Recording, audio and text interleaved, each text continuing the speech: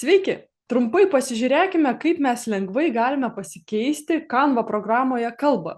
Tai kairėje pusėje eikime į pačią apačią ir čia mes randame nustatymo mygtuką, mūsų profilio mygtuką, spauskime čia, pasirinkime settings, spauskime settings ir dabar mes matome language, tai susiraskime lietuvių, prašau lietuvių ir spaudžiu ant lietuvių kalbos. Ir dabar jau mes matome viską lietuvių kalba, spauskime Canva logotipą ir galime pradėti kurti.